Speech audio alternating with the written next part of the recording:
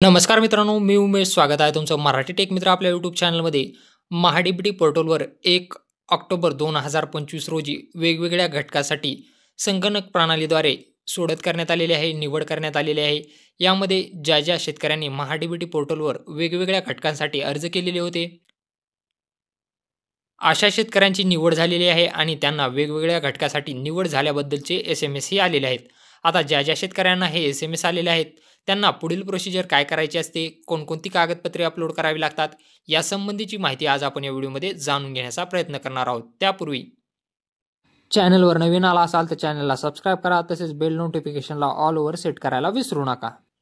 अगोदर आपण पाहूयात की कोणकोणत्या घटकासाठी निवड झालेली आहे आणि कशा प्रकारे शेतकऱ्यांना SMS आले. पाहू शकता शेतकऱ्याचं नाव आपली चाप कटर अबाव 3 फीट या घटकासाठी ऑनलाईन संगणक प्रणालीमध्ये निवड झाली आहे. योजनेच्या मार्गदर्शक सूचनानुसार सदर घटकासाठी आवश्यक कागदपत्रे महाडीबीटी पोर्टलवर लॉग इन करून आजपासून 10 दिवसांच्या आत अपलोड करावेत. म्हणजे यांना जे आहे ते चाप कटर लागलेलं आहे, ज्यांना आपण कडबा कुटे मशीन असं म्हणतो, अशी मशीन त्यांना लागलेली आहे. इथं तुम्ही पाहू शकता यांना सौरचलित नॅपसॅक फवारणी पंप लागलेला आहे. ऑनलाईन संगणक प्रणालीमध्ये यांची निवड झालेली आहे आणि 10 दिवसांच्या आतमध्ये कागदपत्रे अपलोड करण्यासाठी या शेतकऱ्याला आपली शेततळ्याचे हस्तांतरीकरण या घटकासाठी ऑनलाईन संगणक प्रणालीमध्ये निवड झाली आहे. योजनेच्या मार्गदर्शक सूचनानुसार सदर घटकासाठी आवश्यक कागदपत्रे अपलोड करावीत. म्हणजे वेगवेगळ्या घटकासाठी तुम्ही जसे अर्ज केले असतील त्याच्या प्राधान्यक्रमानुसार तुमच्या घटकानुसार तुमची निवड झालेली आहे आणि यामध्ये आता तुम्हाला निवड झाल्यापासून 10 दिवसाच्या आतमध्ये कागदपत्रे अपलोड करावी लागतात. यामध्ये कागदपत्रे कोणकोणती अपलोड करावी लागतात, तर काही घटकांसाठी तुम्हाला बँक पासबुक अपलोड करावे लागेल. निवड झालेल्या अवजाराचं किंवा यंत्राचं दरपत्रक म्हणजेच तुम्हाला कोटेशन अपलोड करावे लागेल. हे दरपत्रक तुम्हाला कुठे मिळणार आहे, तुमच्या ज्या अवजार घटकासाठी यंत्रासाठी निवड झालेली आहे, तुम्हाला ते अवजारे घटक यंत्र ज्या दुकानातून खरेदी करायचे आहे तिथून तुम्हाला त्या यंत्राचं अवजाराचं दरपत्रक म्हणजेच कोटेशन घ्यायचं आहे आणि ते कोटेशन तुम्हाला अपलोड करायचं आहे. जर तुम्ही वनपट्टा धारक लाभार्थी असाल तर त्याचं प्रमाणपत्र अपलोड करायचं आहे. जर तुम्ही वनपट्टा धारक शेतकरी नसाल, लाभार्थी नसाल तर हे प्रमाणपत्र तुम्हाला अपलोड करण्याची आवश्यकता नाही.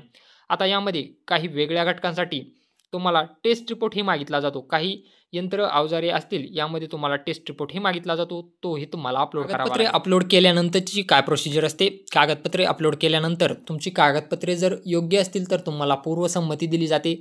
पूर्वसंमतीवर तुमचं नाव आणि एक तारीख दिलेली असते. त्या तारखेच्या आतमध्ये तुम्हाला ती वस्तू खरेदी करणं बंधनकारक असतं. पूर्वसंमती मिळाल्यापासून त्या तारखेच्या आतमध्ये तुम्ही ती वस्तू खरेदी करायची आहे आणि त्याचं GST बिल तुम्हाला घ्यायचं आहे. GST बिल घेतल्यानंतर महाडीबीटी पोर्टलवरच तुम्हाला फार्मर लॉग इनमधून ते GST बिल अपलोड करायचे असते आणि GST बिल अपलोड केल्यानंतर सर्व काही योग्य जर असेल तर तुमच्या त्या यंत्राची अवजाराची एकदा स्थळपाहणी होते आणि स्थळपाहणी झाल्यानंतर सर्व काही बरोबर असेल, तुमचे डॉक्युमेंट्स बरोबर असतील तर तुम्हाला अनुदान जे आहे ते तुमच्या डीबीटी लिंक बँक खात्यामध्ये दिलं जातं. तर अशा प्रकारे ही संपूर्ण प्रोसिजर असते.